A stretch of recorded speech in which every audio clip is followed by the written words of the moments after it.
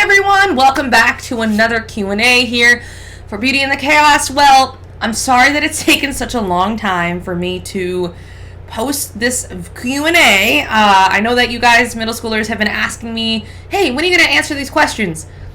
I'm not ignoring them, I promise. I have no fear in answering your questions, but it's been a little bananas in youth ministry. We did have a retreat last weekend, and I will link that video so that you can watch a little recap of the Mercy Reigns retreat. It was a great weekend, but it did take up a lot of my time and a lot of my commitment. So, again, sorry that it's taken me so long, but let's get started on some Q&As.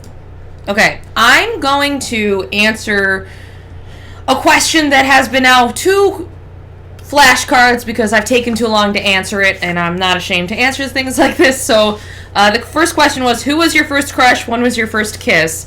And are you scared to answer my question, which is the first kiss one? Again, I'm not scared to answer it. I've just been busy.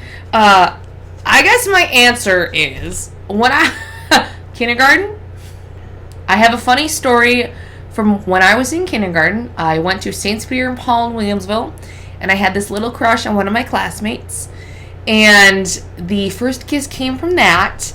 What happened was I was chasing him around a Christmas tree. The whole me running after people has continued from when I was 4, however old I was in kindergarten. I actually think I was 4 in kindergarten.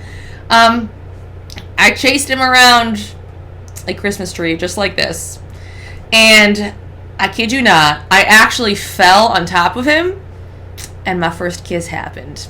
Big deal, guys. Big deal. I don't suggest that's how you do it, but it happened. And I was super embarrassed as a kindergartner, but it happened. So that is my first crush, and I guess my first kiss. It included me running after him around a Christmas tree. So there you go. That's the first one. I told you I'd answer that question. Okay, next one. This is kind of an existential one. It's kind of interesting. If you drop soap in mud, is the soap dirty? Or is the mud clean? I would say the soap is dirty. That's what I say, because soap can't clean an entire area unless you rub it up, dub it, you scrub it. But soap can get dirty if dirt gets all over it. But you also can just rinse it off and it'll be fine. So that's what I say. Okay. Awesome sauce. Did I ever try to call Jesus? That's the next one. Like on a phone? I wanted to see if I could Google it. I didn't know if you could, but I have not personally tried to call him on a phone. I don't think there's a way to call him on the phone, but that's what prayer is, calling Jesus. So you can talk to Jesus through prayer. There's not really a way to physically call him on a phone. Sorry. Could you imagine, though, rallying and you're like, hey, Jesus, what's up? So that'd be interesting. So, no, I have not called him on a phone. Can our journals be like a diary for God? So I think this is based off of the middle school retreat we just had. Yes, you can totally look at it that way. Going into the future, holding on to journals and journaling your thoughts to God. I do it all the time. I have journals from years, and I kind of write to God what I'm thinking and what I'm feeling, and I'm like, hey, this is how my day is going. It's going well. It's not going well. This is what's going on in the world. Guys, when COVID hit, I journaled up a storm, and I was like, God, this is garbage. I don't like this. And so I just, yeah, you can totally journal to God, and it's like your diary to him. That's fine. I actually think that's a great idea. That's a great type of prayer. Let me tell you, y'all should do that. That's a really good idea. Have I ever eaten bubbles? I cannot say that I have. I have not ever really eaten bubbles. I like bubbles. I like blowing bubbles. I think they're pretty cool, but I have never eaten any bubbles, and I do not suggest you eat bubbles. That's what I say. I suggest you do not do that, because they're not made of, healthy things for our bodies. But no, I have never eaten bubbles. Okay, next one. Hey, what's up? They even have an arrow. Nothing much, just chilling in the studio, recording some stuff. Actually, this week is a pretty big week for me with videos. I'll be posting a lot of videos this week, so make sure you are following and subscribed to our channel, and make sure you hit the notification bell, because people have asked me, they're like, Nicole, I don't know when videos are posted. If you don't hit the bell, you don't get notified, and you can't see it. So big week of me posting lots and lots of videos. And so just make sure you're following our YouTube channel and subscribed, and then you can see all of it. So that's what I'm up to this week. Okay. This is a random question. Perfect. I love random questions. Have you ever ridden a camel? The answer to that is no. I would love to ride a camel. That'd be really cool and interesting. I would love to travel and maybe do that, but I have never in my life ridden a camel, unfortunately. Have you guys ever ridden a camel? Let me know if you've ridden a camel. Post it in the comments. Tell us a story. How have you ridden a camel? But no, I have not. Okay, next one. How old are you? I'm 27. I actually started at St. Greg's as a youth minister at 22, so I have been here 5 years. September is my birthday, so I will be 28 in a couple months, but I am 27 right now, 27 years old. Am I your favorite? I'm going to give you the answer that all teachers always give. I don't have favorites, and I'm really honest about that. I don't believe in favoritism because all of you are very important to God and very important to me and the team, because we want to see every single one of you guys be successful, loving Jesus, and loving life. So all of you are my favorite. And I'm not even kidding. I love all my kids. They're not even my kids, but I love all the kids that I work with. Y'all are really important to me. So no, I don't have any favorites. Costco or PetSmart? I've never been to Costco in my life, so I guess PetSmart. And the next question is, do you like Costco? I've never been to Costco. I've been to BJ's a lot. I actually have a BJ's membership. I've been to BJ's a bunch of times, but I've never been to Costco. I apologize. I've never been to Costco. All right. Next one is a pretty existential question. Why are Zoe and Zoe, so Zoe without a Y and Zoe with a Y, said the same way, but Joey and Joe are different? Honestly, I'll tell you why. Because the English language, it's not great, not fabulous. I actually have a master's degree in English as a second language. I planned on being an ESL teacher at one point in my life, and I had to study the English language pretty hardcore when it comes to like why certain things sound the way they sound and how to teach sounds and things like that. And what I learned is that the English language is horrendous. I don't know how to say that nicely, because we have so many exceptions to rules and things sound weird, and I don't know. I can just tell you that the language is not easy. It's an interesting thing about our language. So, existential question. If anyone has an answer for that, let us know. I don't. I can just tell you English is hard. Yes, English is hard. This one makes me laugh. How often do you burp on average a day? I burp a lot. I can't really help it, but there are many factors that go into my burping. If I have a carbonated beverage,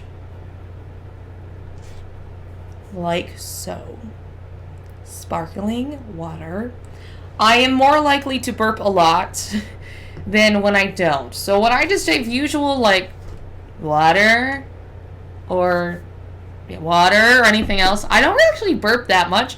I do hungry burp, so if I'm hungry, I do burp, which is strange, but I do. But if I have a sparkling beverage, get ready for the burps. And I have never counted. Maybe that could be a task that we do at Edge. I have no idea. I don't know. Sorry, but if I drink soda or carbonated beverages, that's when the burpage really happens. Yeah. All right. Okay, next one. How long has there been Edge? Did you go to Edge when you were younger, if they had it? This is actually a really interesting question. So, Edge here at St. Greg's is actually fairly new. The middle school program is not super new, so I don't have the timeline completely correct in my head. I have been here for 10 years, either volunteering or hired. The 10 years that I have been here, there has always been some form of middle school ministry. It used to be a lot less intense than what it is now.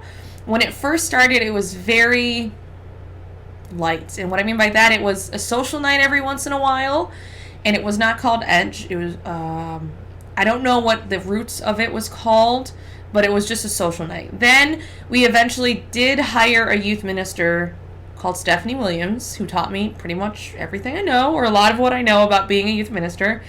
And she really helms the middle school youth ministry here at St. Greg's. And that's when middle school really started and really took off. Back then, it was actually called Beast. And that was actually the logo right here, Beast. Be a Saint Today. That's what it was actually short for. And I volunteered for a long time with Beast.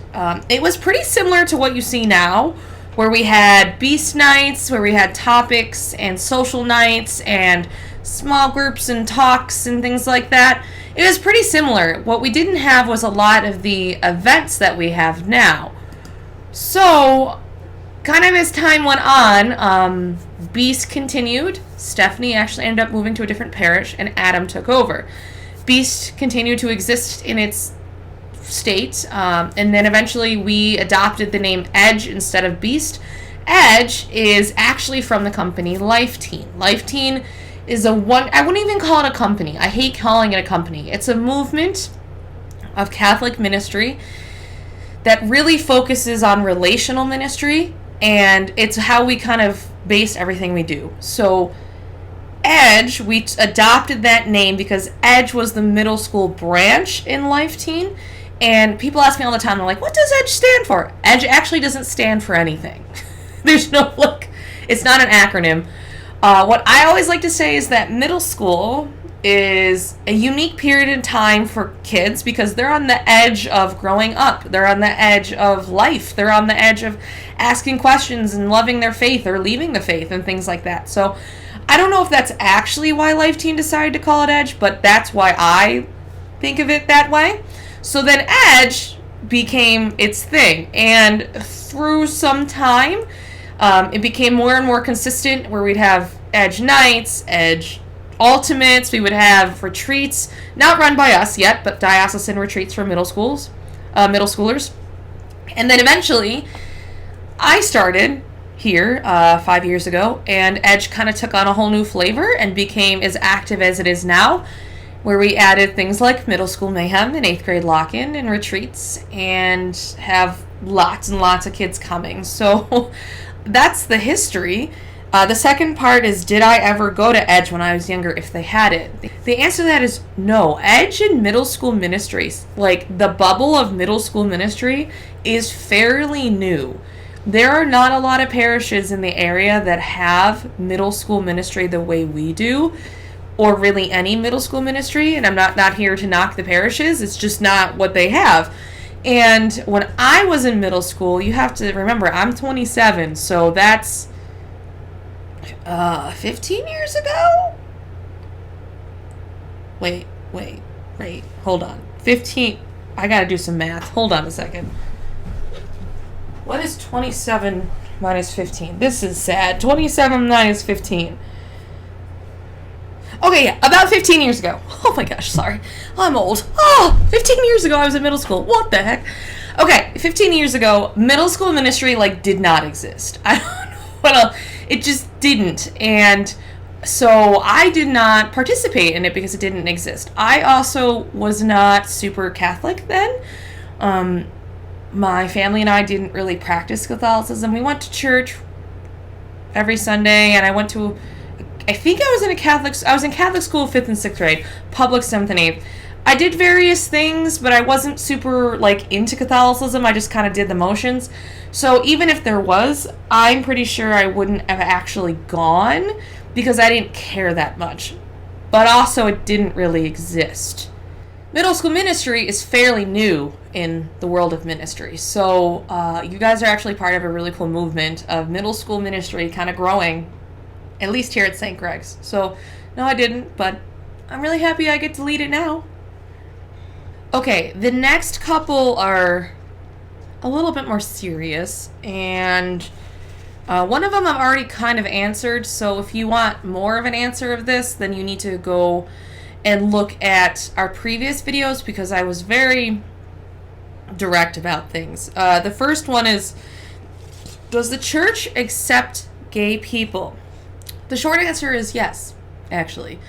The Catholic Church does not hate gay people. And oftentimes that is a picture that is painted on Catholicism and Catholics, but it's not true. In the Catechism of the Church, remember, the Catechism of the Catholic Church is this giant green book, or the youth version, right here. In that giant green book, or the UCAT, it has all the answers to the Catholic teachings, pretty much. If you have a question about the church, you can look it up. In that book, it is what the church believes. The church teaches and believes what is in this book, okay? If there's any doubt, it's literally in that book. In this book, it says that people with same-sex attraction, or gay people, need to be accepted, respected, and treated with dignity. You can literally look it up. In a previous video, I actually put it on the screen, so you can go and look that up. It says they cannot be discriminated or disrespected. So, yes. What they do not accept is the physical actions of same-sex attraction. That's what they do not accept, and there's a very clear distinction there. I'm going to emphasize this. There's a very clear difference between the sinner and the sin, okay? Every single human being is loved and accepted by the church, no matter what they have done. It does not matter, okay? And we got to stop comparing sins here and comparing like, well, this person did this, so they're not welcome, and this person... No. Every single person has something they struggle with.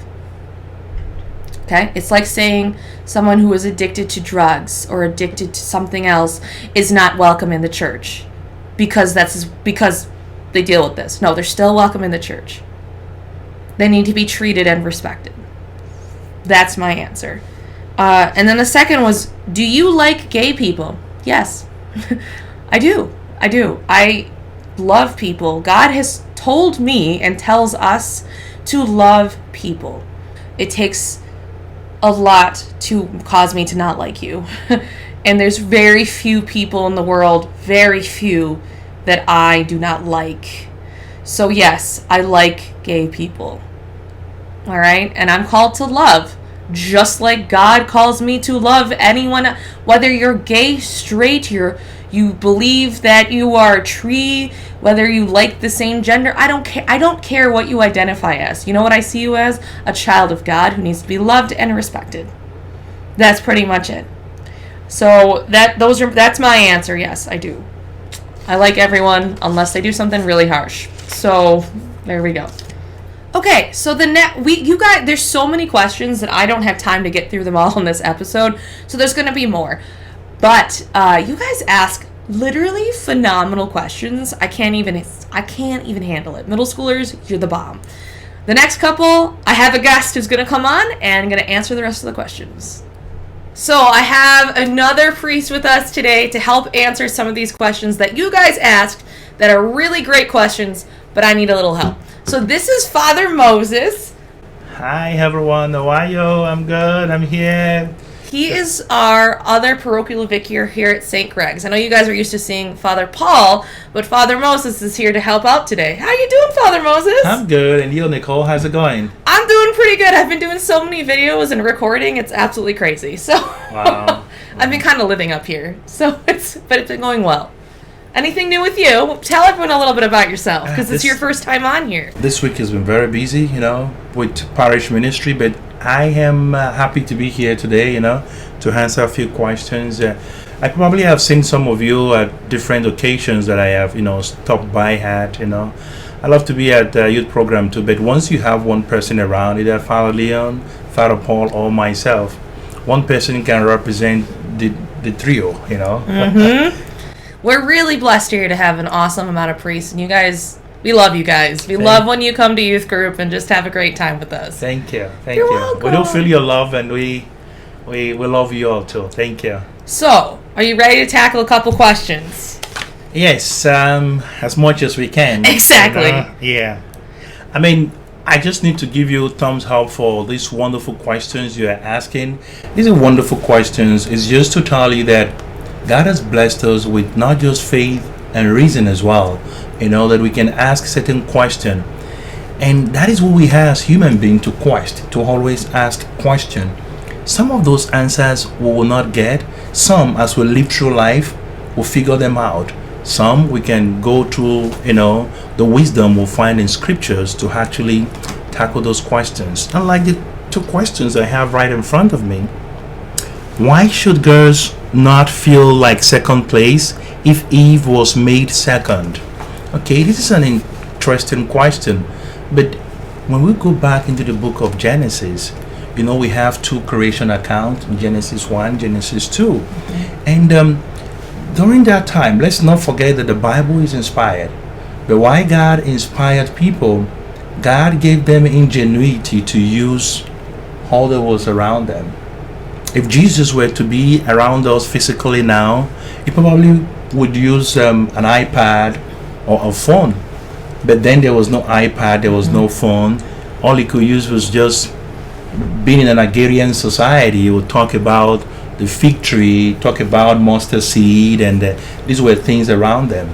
So if you take it back to the book of Genesis too, those who wrote the Bible, especially the book of Genesis, they were using stories around to actually tell people about creation. They used ancient Near Eastern stories like the Epic of Gilgamesh, Enuma Elish, and in that story of creation, they were trying to say that, okay, even with all of these, as God's own people, our own God is superior and greater than all of these gods. And that's why when you read the book of Deuteronomy, for instance, chapter 6 from verse 4 to 7, it says, Hear, O Israel, our God is one God. They were preaching monotheism, that God is one God, greater than all of these gods around.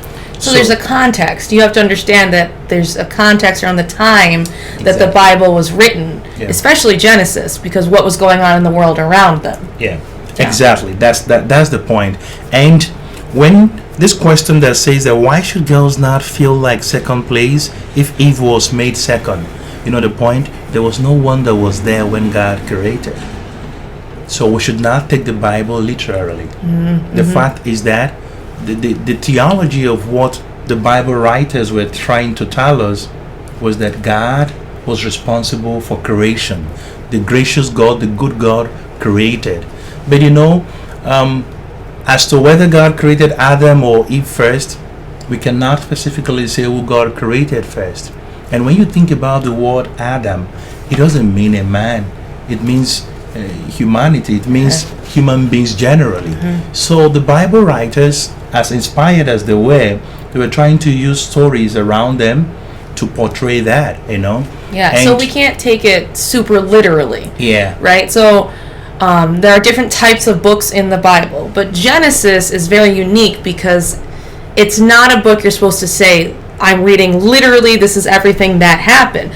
Because there was, Adam and Eve didn't write Genesis. Yes. So when they say Eve was made second, that's a small detail that might not necessarily be right, but that's not the reason why Genesis was written. Yeah, the theological reason basically is to communicate the fact that the good God was responsible or is responsible for creation. And for instance, you read Genesis chapter 1, it talks about God creating animals first before human beings.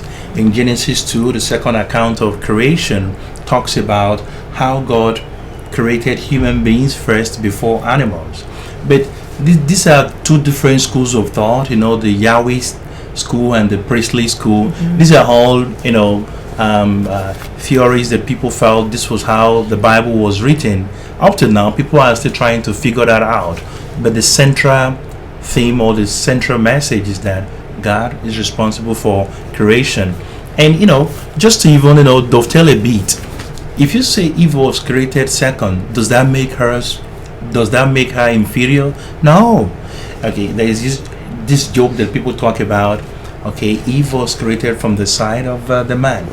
Okay, the joke about it will be, God did not create Eve from the head of Adam so that she would not walk over Adam, right? And God did not create Eve from underneath Adam so that Adam would not walk over her. Yeah. But God creating from the side means that both of you is supposed to be to complement each other, so it's not the issue of superiority or inferiority.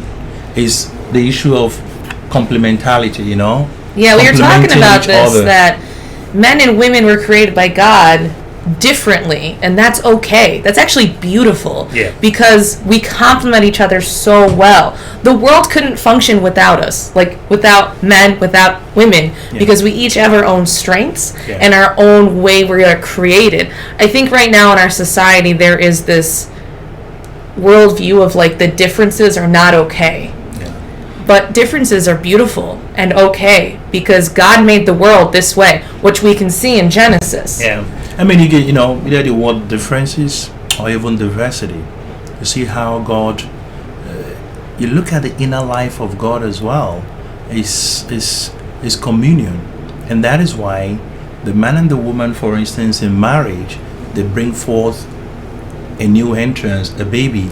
And that is that life of communion. And that life mirrors the life of the Blessed Trinity, the Father, the Son, and the Holy Spirit. Mind you, in that trio, there is nothing about inferiority or superiority. They are co-equal beings, the Father, the Son, and the Holy Spirit, But it was Jesus, the Son of God, who came, the second person of the Blessed Trinity. None of them is greater than each other. They are all co-equal, co-eternal. So that is how those of us who carry the image of God as mirror to us in the Blessed Trinity shows us that we are all equal beings created. There is no, like St. Paul will say in Romans chapter 2 verse 11, God has no favorite. What does that mean? That God does not single out one person to say, oh, Moses, you are my favorite, Nicole, you are my favorite. But we are all God's favorite. Secret. We're all his favorites. Exactly. That's the point. That is the central point there. So don't see women are not second fiddle in anything. Women are not second fiddle. Let's get that out of our head. Please get that out of your we head. need to do more of what is it called when we are together. Do more about Bible study and trying to understand some of the theology behind these, so that our friends will not just bamboozle us to say, okay, your scripture is saying this, saying that. What does it really mean? So the Bible is not to be taken literally. It was written for a specific purpose. Especially Genesis. Yeah. Genesis is a very unique book that Yeah. needs to not be read literally. And the second question here, why can the church preach equality but not reflect it? Okay? The church preaches this same equality, and the church is reflecting it in different ways. Like I said now, for instance, in our church, even in the structure of it, you see that once you're in the church and your intention is to service to God, you're not after power, you won't see all of these inequality or whatever. But sometimes some people want to walk in the church, they want to participate in the church's affair just because they need power. I need to be recognized. Yeah. I'm not saying that people shouldn't be recognized, but the point is, in fact, the readings of today actually said clearly from today's gospel. It was about from Matthew's gospel chapter 6, and that is the second section of the Sermon on the Mount, where Jesus is telling the people, recommending the ancient practices of fasting, almsgiving, and what is the last one? Prayer. Yeah. And he's not just recommending, he says that for this to be efficacious, you have to do this in a certain way, that when you pray, don't babble like You the do it in hypocrites. secret. One, if you're fasting, don't do this so that people will know that you're fasting. And the basic idea of that is that everything we do should not be for self-glorification, but to give glory to God, to Yeah. always make our intentions to be very, very pure. I must admit, like in the past, the church, maybe the part of the what is it called in administration, that a lot of women did not play a part of that, but that has changed over in the last 2 decades. We have like in our own church, for instance, the Church of Buffalo. When check our hierarchy. I mean, the chancellor of the diocese, for instance, is a nun, a reverend sister. Yeah. We have on the what is it called? The tribunal. We have lay people there. I mean, and when you see it from the angle of service, you wouldn't be talking about equality, inequality, you know. And what am I saying? We are all collaborators. So that is the word. We are all collaborators. I think a lot of what middle schoolers at least are seeing is, again, it goes with the women's movements and things like that. Women can't be priests in the Catholic Church. And a lot of them don't understand why. And they think that because they can't be priests, they don't have power. What you said is amazing. And I actually want to piggyback off that. One of the things that I learned in school was about hierarchy. And that a priest should never want to be a priest for power. Yes. It's actually in the catechism. It says that a priest should never want to be a priest for power, only to serve, like you said. And yes, we need priests for sacraments and things like that, but there's so much more to the Catholic Church than just that.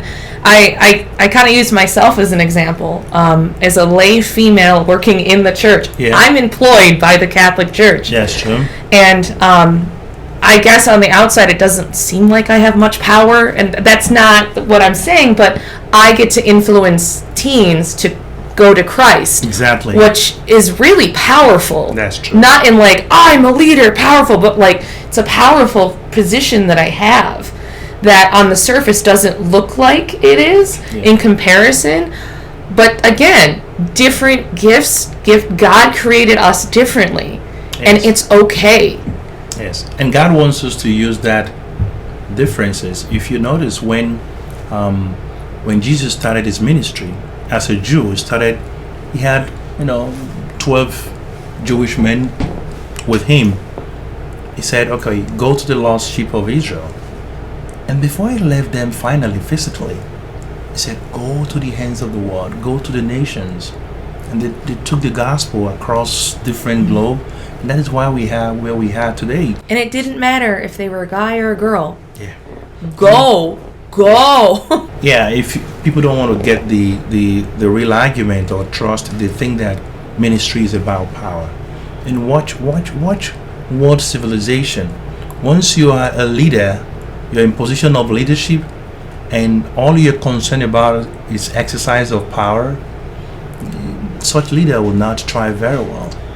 But once you pattern your sense of leadership following Jesus, who said in Mark chapter 10 verse 45 that the Son of Man came not to be served, but to serve and to give his life as ransom for many. So for those of us in ministry, therefore, the same way Jesus poured out himself, we equally pour out ourselves in service to God, in humanity. So literally God himself was here to serve, not be served. There's a reason why Jesus was born in a manger, not on a throne. Exactly. That's